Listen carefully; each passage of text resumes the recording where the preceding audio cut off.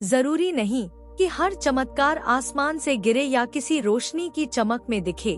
कभी कभी एक मंदिर की गुफाओं में भी छिपा होता है वो रहस्य जो आत्मा को झकझोर देता है। एक ऐसा मंदिर जो देवी माँ को समर्पित है, जिसकी गुफाएं 10 लाख साल से भी ज्यादा पुरानी मानी जाती हैं। एक ऐसा मंदिर जहाँ देवी माँ ने खुद अपने चरण चिन्ह छोड़े थे। एक ऐसा स्थान जहाँ महाभारत के युद्ध से पहले अर्जुन ने तप किया और देवी ने स्वयं उन्हें दर्शन दिए। यह मंदिर समुंदर से 5200 फीट की ऊंचाई पर स्थित है और वहां पहुंचने के लिए करीब 12 किलोमीटर की कठिन चढ़ाई पार करनी होती है। कहते हैं कि जो इस कठिन यात्रा को पार कर लेता है और मंदिर के गर्भगृह तक पहुंचता है, उसकी सारी मनोकामनाएं पूरी होती हैं और मोक्ष के सारे द्वार उसके लिए खुल जाते हैं। ये वही मंदिर है जो त्रिकुटा पर्वत पर स्थित है, जम्मू का वो स्थल जिसे 51 शक्तिपीठों में सबसे जागृत और शक्तिशाली माना जाता है, माँ वैष्णो देवी का मंदिर। और अब जब हम इस मंदिर की कहानी को समझने चले हैं, तो आपको भी इसमें एक दिव्य शक्ति की झलक जरूर मिलेगी। जिस शक्ति की हम बात कर रहे हैं, वो धरती पर एक ब्राह्मण घराने में जन्मी थी, दक्षिण भारत में रत्नाकर नाम के व्यक्ति के यहाँ। रत्नाकर और उनकी पत्नी माँ शक्ति के परम भक्त थे। वो रोज माँ से एक संतान की प्रार्थना करते थे। उनकी प्रार्थनाओं का उत्तर तब मिला जब माँ काली, माँ लक्ष्मी और माँ सरस्वती ने अपनी शक्तियों को एकत्र किया और उनसे एक दिव्य ऊर्जा की रचना हुई, जिससे माँ वैष्णो देवी का जन्म हुआ। फिर तीनों देवियों ने उस ऊर्जा से कहा कि वह रत्नाकर के घर जन्म ले और धर्म के मार्ग पर अपना जीवन व्यतीत करे। माँ ने देवियों की बात मानी और रत्नाकर के घर में जन्म लिया, जहाँ उनका नाम वैष्णवी रखा गया। वैष्णवी बचपन से ही अत्यंत तेजस्वी और बुद्धिमान थी। वो अपना अधिकतर समय भगवान श्री राम की भक्ति में बिताती थी और वर्षों तक तप करती रहीं, इस आशा में कि एक दिन उन्हें श्री राम के दर्शन होंगे। कभी कभी तो लगता है जैसे कोई साधारण बालिका नहीं, बल्कि खुद देवी का अंश ही इस धरती पर अवतरित हुआ था। माँ वैष्णो देवी के इस मंदिर में जाकर एक अद्भुत दृश्य देखने को मिलता है।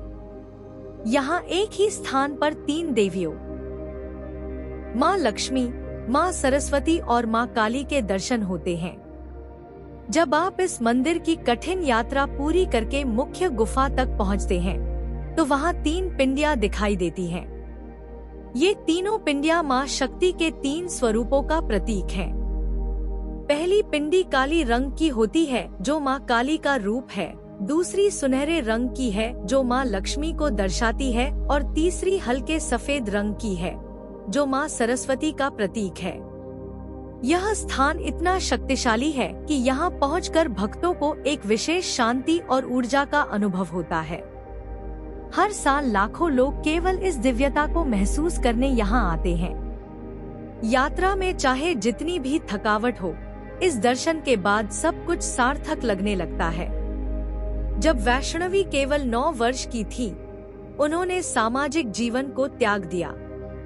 उन्होंने हर तरह के मोह और बंधन से स्वयं को अलग कर लिया और पूरी तरह से भक्ति में लीन हो गई। उसी समय उन्हें श्री राम के दर्शन हुए, जब वो वनवास में थे। जैसे ही वैष्णवी ने उन्हें देखा, उन्होंने तुरंत उनके चरण स्पर्श किए और विवाह की इच्छा जताई। परंतु श्री राम ने कहा कि वे पहले से ही माता सीता के साथ विवाह सूत्र में बंधे हैं और इस जन्म में कोई दूसरा विवाह नहीं करेंगे। फिर भी वैष्णवी की भक्ति और प्रेम देखकर श्री राम ने कहा कि वे एक बार फिर उनसे मिलने आएंगे और अगर वैष्णवी उन्हें पहचान लेती हैं, तो वे विवाह कर लेंगे। इस वादे को सुनकर वैष्णवी ने पुनः तप शुरू कर दिया और श्री राम के इंतजार में वर्षों तक साधना की। लेकिन जब श्री राम ने रावण का वध कर लौटते समय एक वृद्ध साधु के वेश में उन्हें दर्शन दिए, तो वैष्णवी उन्हें पहचान नहीं सकी। कभी कभी ईश्वर स्वयं हमारे सामने खड़े होते हैं और हम उनकी पहचान नहीं कर पाते, यही तो परीक्षा है। जब श्री राम ने अपने वास्तविक रूप में उन्हें दर्शन दिए तो वैष्णवी को गहरा दुख हुआ और उन्होंने हाथ जोड़कर क्षमा मांगी। श्री राम मुस्कुराए और बोले, यह तुम्हारा समय नहीं है मेरे साथ आने का। तुम्हें अभी धरती पर रहकर धर्म की रक्षा करनी है, अधर्म का नाश करना है। उन्होंने बताया कि एक समय आएगा जब धरती पर अराजकता फैलेगी और अधर्म का बोलबाला होगा। एक राक्षस कली लोगों में अहंकार और लालच भर देगा। तब भगवान विष्णु अपने अंतिम अवतार कल की अवतार में धरती पर आएंगे और उस समय वे माँ वैष्णो देवी से विवाह करेंगे। आज भी कहा जाता है कि माँ वैष्णो देवी कल की अवतार की प्रतीक्षा कर रही हैं। ये एक ऐसी कथा है जिसमें भविष्य का रहस्य भी छिपा है और वर्तमान का सत्य भी। श्री राम से मिलने के बाद वैष्णवी त्रिकुटा पर्वत पर चली गई और वहाँ तपस्या शुरू कर दी। उन्होंने वहाँ एक आश्रम बनाया और लोगों को धर्म, सत्य और भक्ति का मार्ग दिखाना शुरू किया। धीरे धीरे उनकी ख्याति फैलने लगी और दूर दूर से लोग उनके आश्रम में आने लगे। उनकी बढ़ती लोकप्रियता ने एक महान योगी गोरखनाथ का ध्यान आकर्षित किया। गोरखनाथ को जिज्ञासा हुई कि यह कौन है जो इतनी जल्दी प्रसिद्ध हो गया। उन्होंने अपने शिष्य भैरवनाथ को सच्चाई जानने के लिए भेजा। भैरवनाथ ने जब वैष्णवी को देखा तो उनके तेज और सौंदर्य से मोहित हो गया। कभी कभी किसी की शक्ति देखकर कुछ लोग प्रेरित नहीं बल्कि लालची हो जाते हैं। एक दिन जब वैष्णवी एकांत में ध्यान कर रही थी, भैरवनाथ उनके सामने आ खड़ा हुआ और विवाह का प्रस्ताव दे दिया। वैष्णवी ने गुस्से में उसका प्रस्ताव ठुकरा दिया, लेकिन भैरवनाथ बार बार उन्हें तंग करने लगा और उनकी तपस्या में बाधा डालने लगा। तब वैष्णवी त्रिकुटा पर्वत की एक गुफा में चली गई और वहां बंद होकर तपस्या करने लगी। उन्होंने हनुमान जी से कहा कि वह इस गुफा की रक्षा करें जब तक वो तप में लीन रहें। हनुमान जी ने माँ की आज्ञा मानी और गुफा के द्वार पर पहरा देना शुरू किया।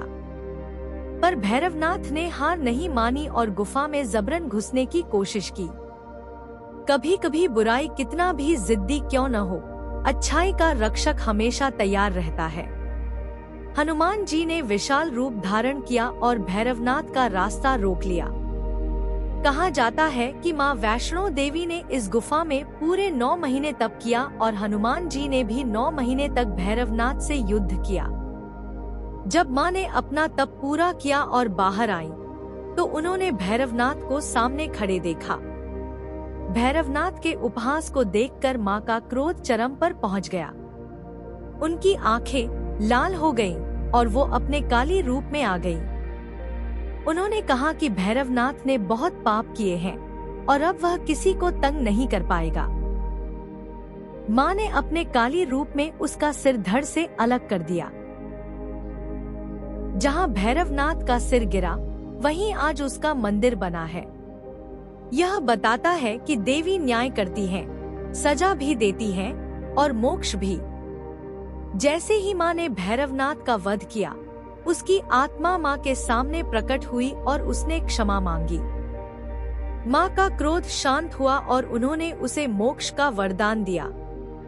साथ ही माँ ने कहा कि जब तक भक्त भैरवनाथ के मंदिर के दर्शन नहीं करेंगे, तब तक उनकी वैष्णो देवी यात्रा पूरी नहीं मानी जाएगी।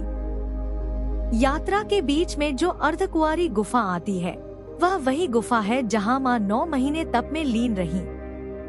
इस गुफा का आंतरिक हिस्सा स्त्री के गर्भ जैसा है और यहाँ माँ उसी अवस्था में थी जैसे एक शिशु माँ के गर्भ में रहता है। ऐसा माना जाता है कि जो इस गुफा के दर्शन करता है वह जन्म मरण के चक्र से मुक्त हो जाता है। हर साल लाखों लोग इस यात्रा को पूरा करने आते हैं और नवरात्रि में तो ये संख्या 40,000 से भी अधिक हो जाती है। और यही साबित करता है कि सच्चे श्रद्धा से की गई यात्रा कभी व्यर्थ नहीं जाती। एक बार एक बुजुर्ग महिला वीणा अपने परिवार के साथ वैष्णो देवी यात्रा पर आई। मुख्य गुफा तक पहुंचना आसान नहीं, था और वीणा जी एक बीमारी से ग्रस्त थी। रास्ते में चढ़ाई उनके लिए अत्यंत कठिन हो गई और वे थक कर एक दीवार का सहारा लेकर खड़ी हो गई। उन्होंने कहा, हे माँ, क्या मैं ये यात्रा अधूरी छोड़ दूं? तभी किसी ने उनके कंधे पर हाथ रखा। जैसे ही उन्होंने पीछे मुड़कर देखा, वहाँ एक वृद्ध महिला खड़ी थी। वो बोली, हिम्मत मत हारो, मेरा हाथ पकड़ो और जय माता दी बोलते चलो। थोड़ी ही देर में वीणा मंदिर पहुंच गई, लेकिन जब उन्होंने धन्यवाद देने के लिए पीछे देखा तो वो वृद्ध महिला वहां नहीं थी। इस पूरी यात्रा में उन्हें कहीं थकावट नहीं हुई थी और यह सब चमत्कार जैसा लगा। वीणा जी हैरान रह गईं कि वो महिला कौन थी, कैसे उन्होंने उनका हाथ पकड़कर उन्हें इतनी सरलता से मंदिर तक पहुंचा दिया। इस रहस्य का जवाब है माँ का बुलावा। कहा जाता है कि माँ सिर्फ उन्हें ही बुलाती है जिन्हें वो बुलाना चाहती है, और जब माँ का बुलावा आता है तो कोई भी मुश्किल रास्ता रोक नहीं सकता। कोई भी बीमारी या बाधा माँ की कृपा से चूर चूर हो जाती है। यही कारण है कि लाखों लोग माँ वैष्णो देवी के इस चमत्कार को आज भी महसूस करते हैं। तो आप बताइए, क्या आपने कभी वैष्णो देवी की यात्रा की है? अगर हाँ, तो आपका अनुभव कैसा रहा? हमें कमेंट करके जरूर बताएं, क्योंकि माँ की कृपा की कहानियाँ कभी खत्म नहीं होती। जय माँ वैष्णो देवी।